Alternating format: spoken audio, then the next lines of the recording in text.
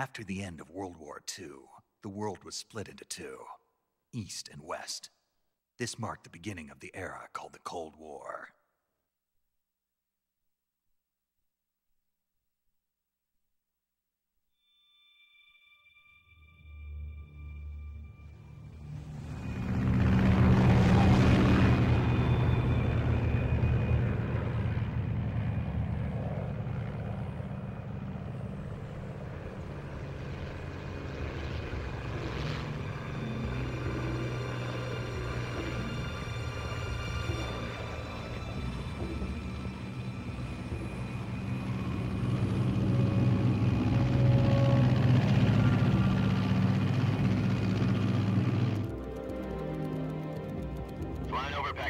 Altitude 30,000 feet. Approaching Soviet airspace. 20 minutes to drop off. Commencing internal depressurization. Equipment check. Arm main parachute. All right. You ready to go? Drop zone still showing a high pressure mass. Cav okay. Good. We've got high visibility.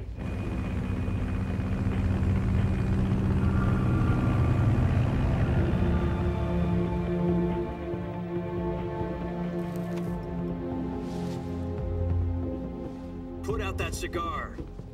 Connecting oxygen hose to interior connector. Put on your mask.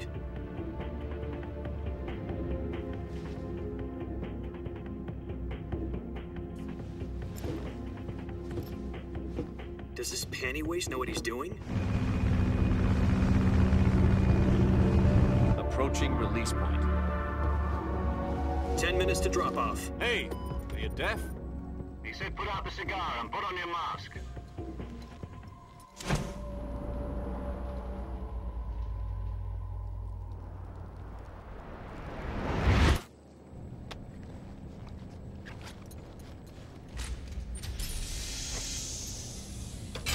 Depressurization complete. Checking oxygen supply. 6 minutes to drop off. Opening rear hatch.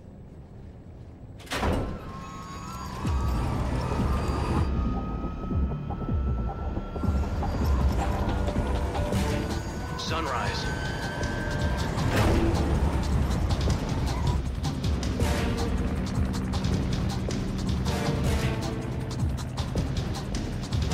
External temperature minus 46 degrees Celsius. 2 minutes to drop off. Stand up. You'll be falling at 130 miles per hour. Try not to get frostbite from the wind chill. 1 minute to drop off. Move to the rear. Activate bailout bottle. This is one for the history books. The world's first halo jump. 10 seconds to drop off. Stand by. Status okay.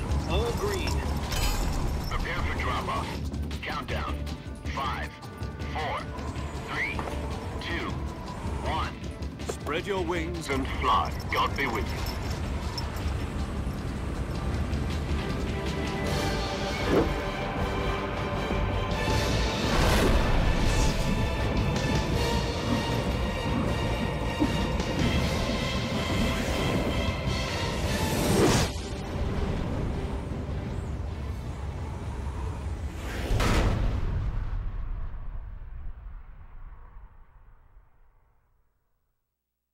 Jack, I've got some important news. The head of the CIA has finally given us the green light for the virtuous mission. Virtual mission? No, the virtuous mission. The future of our Fox unit depends on it. If it succeeds, we'll be officially organized into a unit. Virtuous mission? Sounds like some kind of initiation ritual. You know, don't get cocky. This isn't a training op.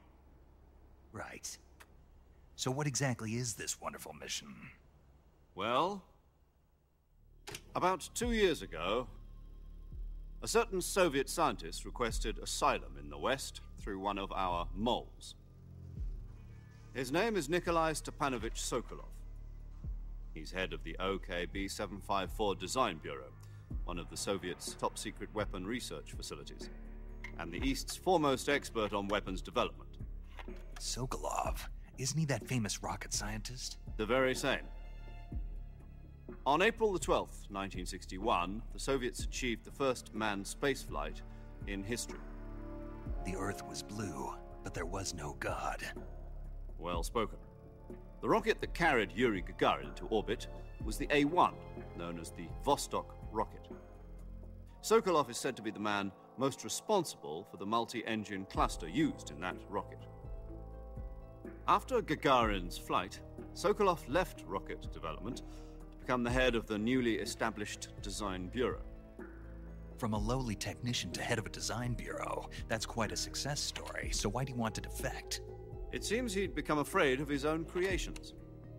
Afraid? Call it a crisis of conscience. And for that, he left his country and his family behind and went over the fence? Not exactly. One of his conditions was that his family was also to be taken safely to the west. We used a mole to get the family out first, and succeeded in sneaking Sokolov over the Berlin Wall shortly afterwards. I was the one who conducted the operation. The security on the eastern side was still full of holes back then. Then what? We got Sokolov over in one piece, but the whole ordeal had left him exhausted, and we checked him into a hospital in West Berlin. It took him 2 weeks and more than 600 miles to get from the research facility in the Soviet Union to Berlin. He was in no condition to say anything coherent. And it was only a week later that we had something much bigger on our hands. The Cuban Missile Crisis. October the 16th, 1962, President Kennedy received word that the Soviets were in the process of deploying intermediate-range ballistic missiles in Cuba. The President demanded that the Soviets dismantle and remove the missiles. At the same time, he announced a naval blockade to prevent further missile shipments from reaching Cuba. But the Soviets didn't back down, instead placing their armed forces on secondary alert. Soviet transport ships carrying missiles continued on course towards Cuba.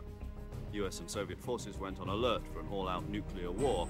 Frantic negotiations were conducted through the UN's Emergency Security Council and unofficial channels to end the hair-trigger standoff. Finally, on October the 28th, the Soviet Union agreed to remove its missiles from Cuba, and so the world avoided a nuclear holocaust. But in order to get the Soviets to pull their missiles out, we had to make a deal. You mean the one where the US agreed to remove its IRBMs from Turkey? No. The Jupiter IRBMs deployed in Turkey were obsolete, and we were going to get rid of them anyway. They had no strategic value whatsoever to either the US or the Russians. The Turkey deal was a ruse, a cover story that was fed to the other intelligence agencies around the world. So what did the Russians really want? Sokolov. They wanted us to return Sokolov. You mean the Soviets pulled out of Cuba just to get their hands on Sokolov? That's right. What the hell was he working on? At the time, we had no idea. We were running out of time. It was either give up Sokolov or risk full-scale nuclear war. In the end, we had no choice. President Kennedy gave in to Khrushchev's demand. The next day, I got Sokolov out of the hospital, handing him over to agents on the eastern side. Sokolov kept on screaming, "Save me," until he disappeared from my sight. Then a month ago, we received some new information from one of our moles. About Sokolov? Yes. He was taken back to the research facility and forced to continue working.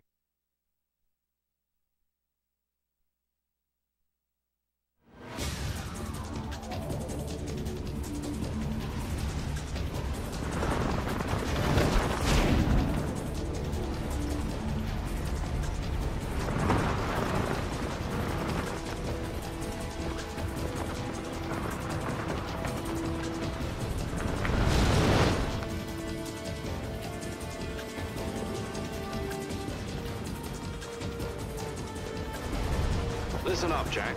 Your mission is to infiltrate Selino-Yask in the Soviet mountains, ensure the safety of Sokolov, and bring him back to the West.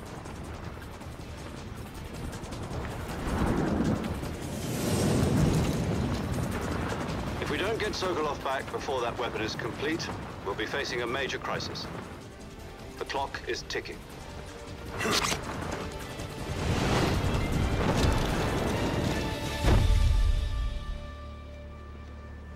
Once we've confirmed the rescue of Sokolov, stand by at the recovery point. A recovery balloon will be dropped at that point. Helium will be pumped into the balloon to inflate it. The process takes about 20 minutes. Once it's complete, the gunship's arm will latch onto the balloon and pull it up. The Fulton surface-to-air recovery system. I'm familiar with the theory. Take it easy. It's been combat-proven. Do you think Sokolov is up to it? The shock will be less than during a parachute jump, and the arm can handle up to 500 pounds. So you're planning on going over the border in a single combat Talon? She's equipped with two 6-barrel 20mm Vulcan cannons, as well as two 40mm machine guns. Sounds like she could hold her own against a battalion of tanks. Even with the fuel in the reserve tank, we're facing a 4-hour time limit. If all goes well, it shouldn't take more than a few hours. Home in time for dinner. But if anything goes wrong, You'll be eating dinner, breakfast, and all the rest of your meals in the jungle.